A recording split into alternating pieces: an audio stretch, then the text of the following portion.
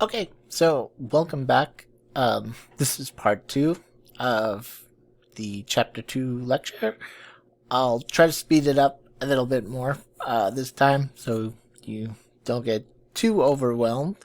So last we left off, we were talking about how to create frequency distributions. And more specifically, we were talking about how to create class intervals or frequency distributions using class intervals. We also talked about how to calculate cumulative frequency, how we can calculate percentages, and then also percentiles for these frequency tables. So now we'll move into different ways that we can say display our data. Frequency distributions are great ways, or frequency tables are great ways for us to kind of organize our data. But sometimes it's good to have a graph or a chart. Well, in this case, a graph. We'll be doing histograms and polygons. Sometimes it's good to have a visual depiction of your data. So that's where something like a histogram will come into play. So in a histogram, let's just first start off that histograms will look very similar to bar charts, which I'm sure we're all familiar with here. However, in a classic bar chart, by definition, bar charts represent nominal data. So there will be spaces between those bars. What you'll see in a histogram, you'll see bars, but there's not going to be any spaces between them. They'll be pressed up against each other. Why? Because histograms are used for measuring continuous data. So sometimes, we won't have a frequency, we'll have a zero, and there'll be no bar in that class interval or for that score. But we'll see that histograms are different from bar charts because histograms are used for measuring continuous data. Bar charts are used for measuring discrete data. Okay. So in a histogram, the height of each bar is the frequency of each value in the frequency table. So, as I said, ordinarily, the bars are placed together with no spaces between them. So let's just go back to the data that we were working with before. I took out all the bells and whistles. So all we have are the class intervals and their frequencies. Okay, so I took out the cumulative frequencies, I took out the percentages, I took out the percentiles. Let's just stick with this for now. Okay, so how can we graph this? How can we put this in a graph that helps us visualize this data in a better way? Well, we can use a histogram, which is going to rely on an x and a y axis, right? So on the x-axis, we're going to put our class intervals. And remember, we have 10 of them, right? So all we did was take each one of those class intervals and put them on our x-axis. For our y-axis, remember, if the height of each of these bars represents the frequency, then our y-axis is going to be frequency count, right? So pretty simple in terms of what we're trying to do here. We're just trying to visualize this data in terms of its frequency. So for our first class interval, we know there's only one score there. So we can draw a bar that reaches up to 1 on the y-axis. For our second class interval, we have 3 scores in there. So we'll draw another bar that reaches up to 3 on our y-axis, right? So we're just going to do this for each one of our class intervals. And, well, this is probably good to note that for the interval of 68 to 71, we have no scores, right? So there'll be no bars in this class interval. But the next one, we have a frequency of 2, and then a frequency of 4, and 3, and 2, and then none again, right? A frequency of 1 for this class interval, frequency of 1 for that class interval, and then a frequency of 3 for our final class interval. So what we just created right here is a histogram. Okay? And taking a look at it, you know, it's up to you to decide if you prefer the frequency distribution or if you prefer this this graph, this histogram. For the general population or for general consumption of information, people tend to prefer visuals. They tend to prefer this histogram here. You know, I'm not sure there's much of a difference. Maybe earlier on, for those of you who are, you know, just getting into statistics and graphing data, this might be more helpful. I think once you become a little bit more familiar with statistics and presenting data, who knows? The difference is that frequency tables tend to just be not very popular. When publishing articles and things like that, it's much more likely that you're going to find a histogram. So even though we discussed how to create frequency tables, they're actually not that common in the professional world or in the real world, really. Right? Even if you read a popular news article, you're much likely to see a graph that looks like this than you are a table here. Frequency tables tend to be like a basic way of trying to summarize and organize your data. Okay, so we can move on to polygons. So polygons are essentially just a line graph version of a histogram. So in a polygon, the line moves from point to point. And as with the histogram, the height of each point shows the number of scores that particular value has, or in this case, that particular class interval has. So we can go ahead and just set up our X and Y axes exactly how we did for the histogram. But instead of making bars, we're going to use a line, right? And well, let's take a look. We're going to use a line endpoints, dots on here, right? So for our first class interval, we know, again, there was only one score that falls in that first class interval between 60 and 63. So we got our first points right there at 1. And we're going to just keep repeating this for each of our class intervals. So we're at a 3 for our second class interval. There were no scores for 68 to 71. So we're down to 0 there.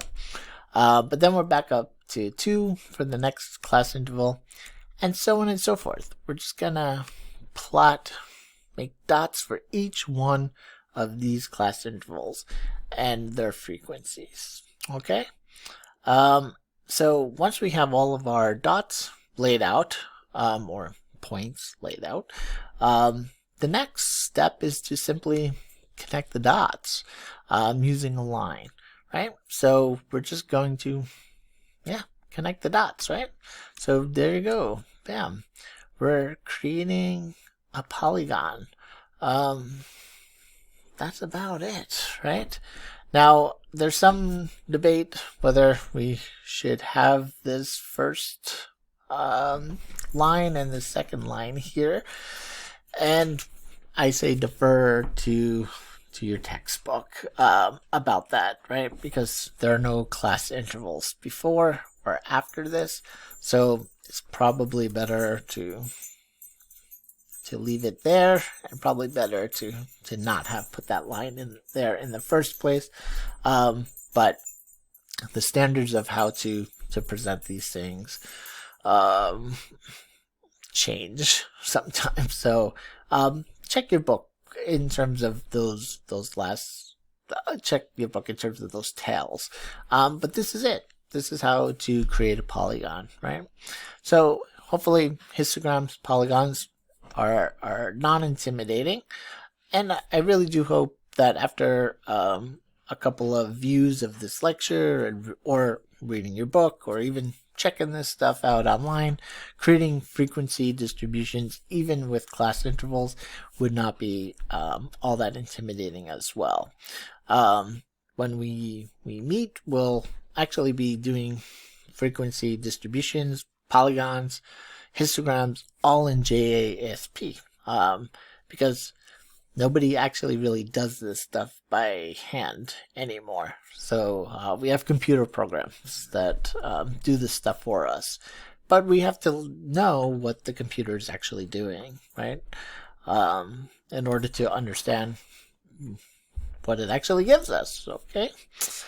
All right. So let's talk a little bit about shapes of distributions. So remember that frequency distributions can take on a variety of shapes. Frequency distributions are just distributions are just sets of data, right? So we'll talk about some of the more common shapes.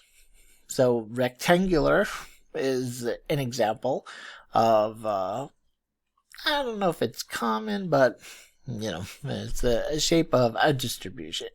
It's where all of your scores are exactly the same, or in this case, the frequency of your scores, or the frequency of scores that exist in each of your classes. Your class intervals are exactly the same. So a rectangular distribution presented as a histogram would appear just like this. Each class interval is exactly the same. It's all, a straight line across. Well, actually, when it comes to a polygon, which is a line graph, it's literally a straight line across, right? Each class interval will have a point that falls on this line. Okay. Some other common distributions distributions of data you might run into is J-shape distribution. So in a J-shape distribution, we're basically saying that as the values on the x-axis increases, we're seeing increases in frequencies. So some examples of this might be, who knows? I'm trying to think off the top of my head here. If the x-axis were age, and we're talking about the number of wrinkles that you have, this would take on a J shape, right? So people who are very young would have relatively few wrinkles, and that number of wrinkles or frequency of wrinkles is going to steadily increase as age increases. Unfortunately, right? That's where we got to get the Botox and all that stuff coming in. And my cat is trying to disrupt my lecture.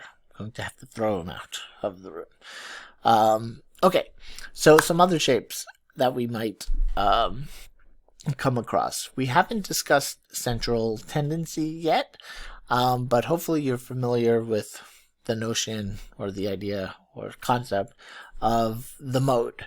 So the mode is a measure of central tendency. It's a quote unquote measure of average. And it just means the mode is the score that occurs most often, right? So in a unimodal distribution, we're going to see only one score that appears most frequently, or one class interval that has more scores, or the most frequency, or the most number of scores in it, right? So if we only see one peak in this data, then we're looking at a unimodal distribution. So something like this, in terms of histogram, we see that looks like the majority of scores are falling somewhere in the middle. This is actually starting to approach what we would call a normal distribution. Let me come back to you because my cat is going to totally destroy this lecture. I'll be right back. All right. My cat's trying to sabotage me. It's getting late. They need to eat. So they're reminding me who's in charge here. I'm going to try to finish this lecture, though. We can also have what is known as a bimodal distribution. So in a bimodal distribution, you can see that we actually have two peaks in the distribution, which means that there are two modes, right? Taking a look at this histogram, it's obvious that the number of scores that appear in this class interval and this class interval are equal. So we would call this bimodal, that there's two high scores, right? If we were to draw this out as a polygon, we can see two lumps or two humps in this data. So believe it or not, sometimes exam scores will take on this shape. And if you ever heard your professor say that the scores for an exam were bimodal, this is what they're talking about.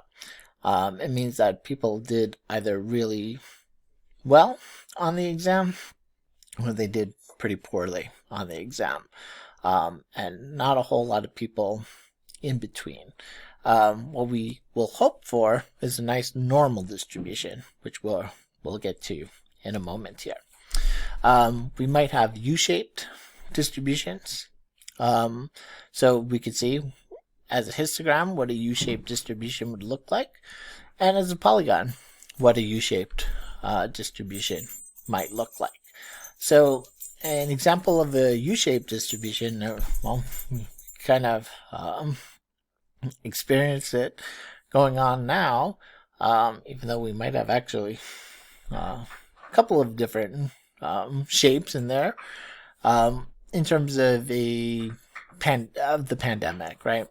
I'm thinking in terms of first wave pandemic, then we have a lull, and then we have a second wave of the pandemic, of new cases as time goes on. But believe it or not, there's like 3 or 4 waves that we've gone through, so we might actually be dealing with different shapes of distributions here.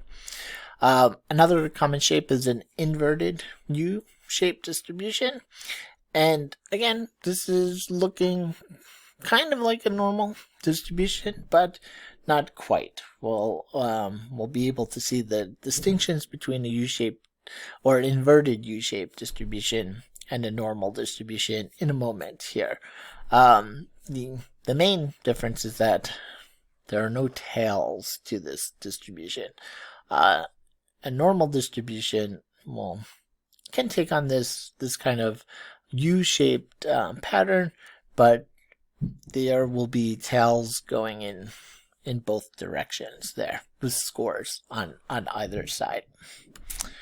Okay, so some things that we should be aware of when talking about the shapes of distributions. The first is the notion of kurtosis. So kurtosis refers to how much a distribution differs from the normal distribution or the normal curve in terms of whether its tails, those endpoints, are heavier or thicker or lighter or thinner.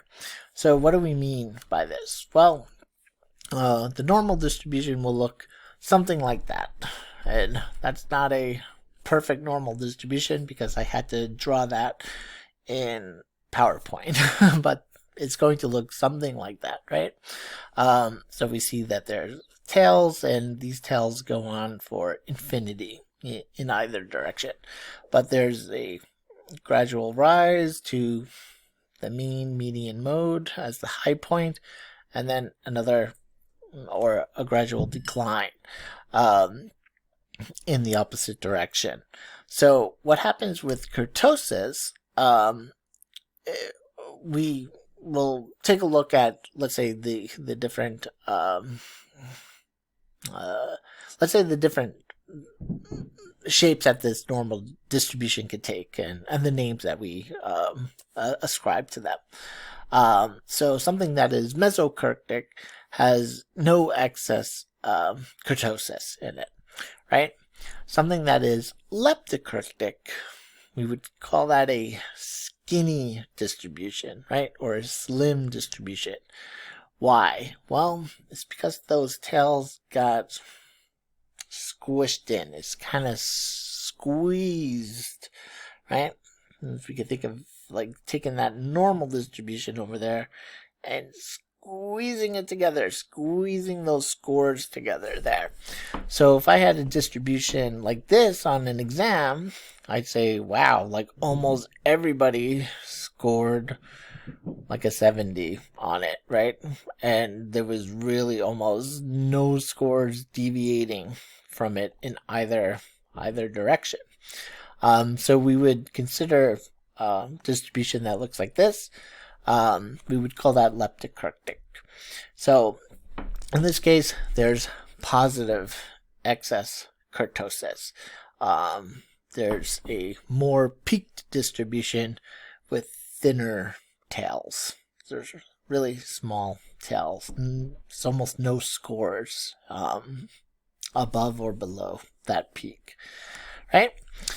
We also have something or a distribution that we would call platykurtic. And you could think of a plateau or something and trying to remember the difference here. This is more of a flat or a smushed type of distribution. In this case, we have negative excess kurtosis. So it's a flatter distribution with much thicker tails. So there are more scores below and above this peak than there should be compared to a normal distribution, right? Let's take a look at the difference between the normal distribution and a leptokurtic distribution or a platykurtic distribution. So this is an example of kurtosis in terms of the variability of scores. And when we talk about variability, we mean how much difference exists between each of the scores. In a leptokurtic distribution, not a lot of variability, right? Looks like all those scores are really close together. Everyone kind of scored pretty much the same on an exam for our example. In a platykurtic distribution, looks like there's much greater difference between scores than there should be. So on our exam, again, for example, right? So there's still an average where most of the scores are, but still, there's a whole lot of scores out here in, the low end of the tell, and there's still a lot of scores out here in the high end of the tell. This is kind of what we call a chubby or a flat or a smushed out distribution. So keep this in mind. It's not going to be terribly important for this class, but it will help us understand. It'll be useful once we get to hypothesis testing and when we're trying to determine critical regions and things like that. Okay, so another concept that we should be familiar with is the concept of skewness. And skewness refers to a distribution that is not perfectly symmetrical, right? So remember the normal distribution or the normal curve. The normal curve is what most most everything in life tends to take on this shape.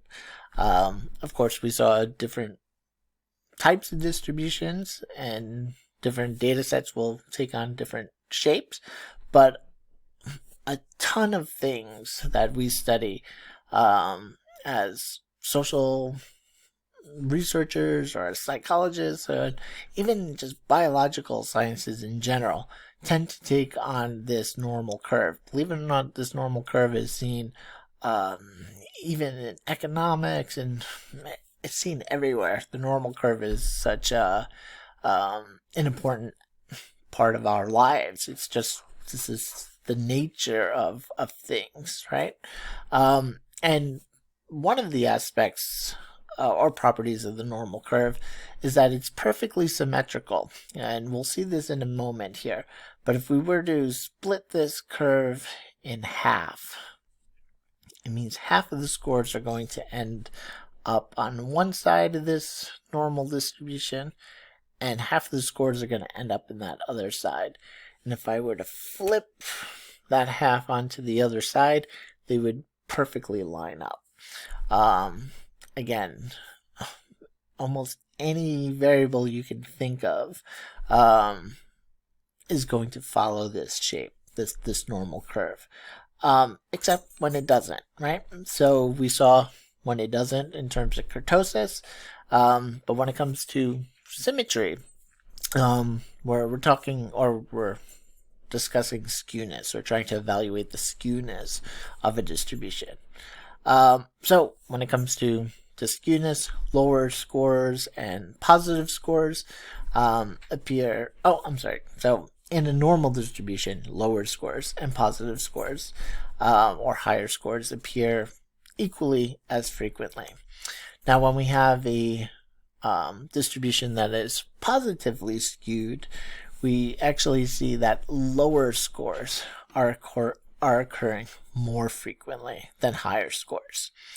And this is where things can get a little bit counterintuitive, because you're like, wouldn't we consider that to be negatively skewed?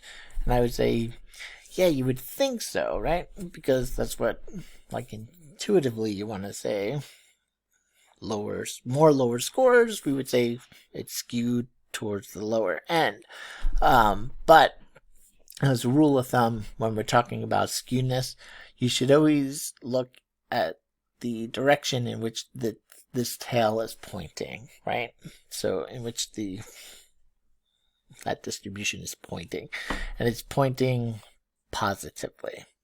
So even though we have more lower scores, this tail is pointing towards the positive side.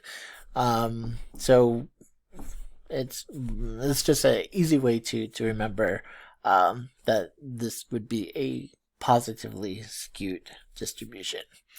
Conversely, a negatively skewed distribution means that there are actually more higher scores than lower scores that appear. Again, a little bit counterintuitive, but we're going to focus on the direction in which that tail is pointed. And in this case, it's pointed towards the negative side, towards the negative values of the the x-axis. So we would refer to this distribution as being negatively skewed. So it's deviating from the normal distribution in terms of its symmetry. We have higher or lower scores when it's positively skewed, and we have more negative scores when it's positive, or more positive scores when it's negatively skewed. Okay, so for our exams in this class, you probably are all going to want them to be negatively skewed. That means there's more positive or higher grades in our class than lower grades in our class. Okay, so let's talk a little bit about the normal distribution. We'll return to this a few times throughout the semester. So the normal distribution is also referred to as the normal curve, It's also referred to as the standard distribution, also referred to as the standard curve, and is a very common distribution in behavioral research and statistics, as I had mentioned. On most variables, most people will score close to the middle, with progressively fewer people scoring at the higher end or the lower end. So again, most variables that we will deal with in behavioral and social sciences will tend to take on this distribution. Now, the normal curve is usually drawn and presented as just a polygon, right? Because it's a theoretical distribution. So it's really nice and perfectly curved and perfectly shaped. But here it is presented as a histogram, just so you can get an idea of what actually exists underneath that line graph that we always see, right?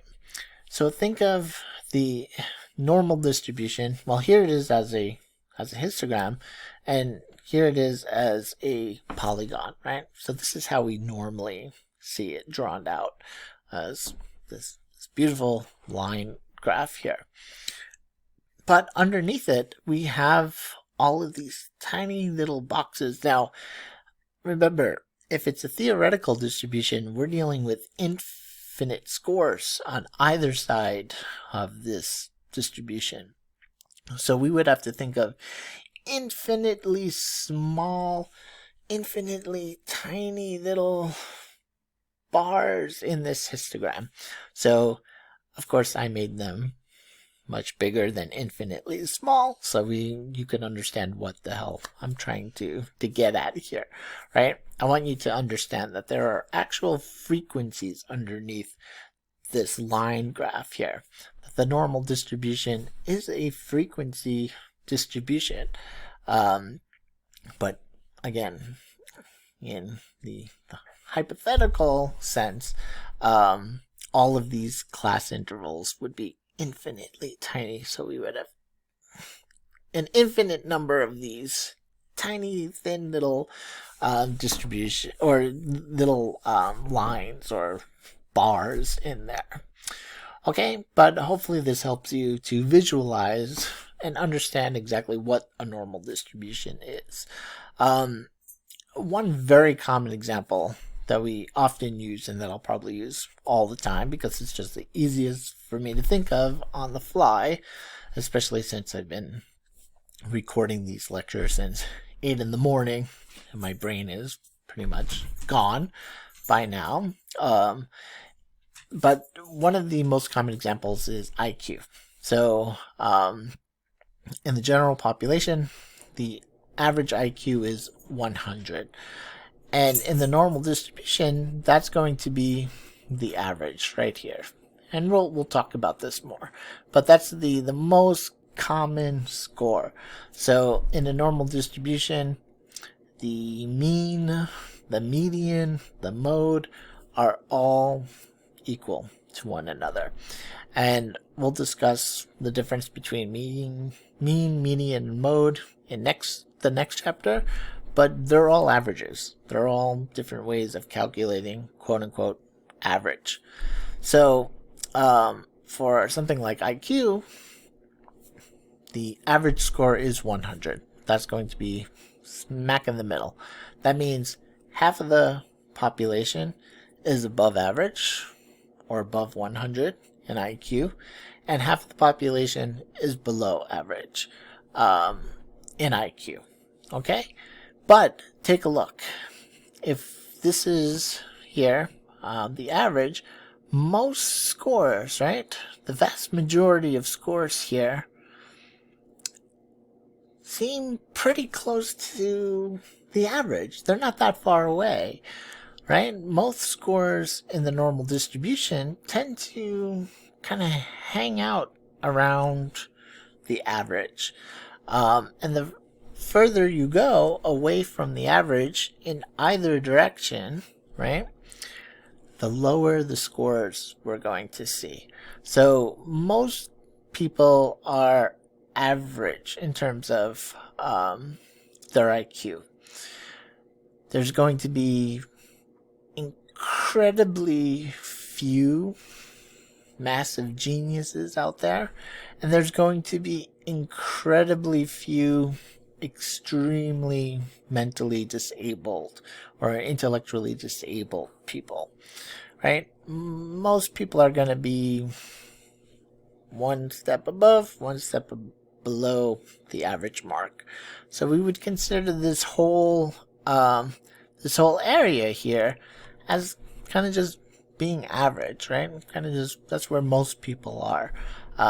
As you move along in either direction, you get fewer and fewer people.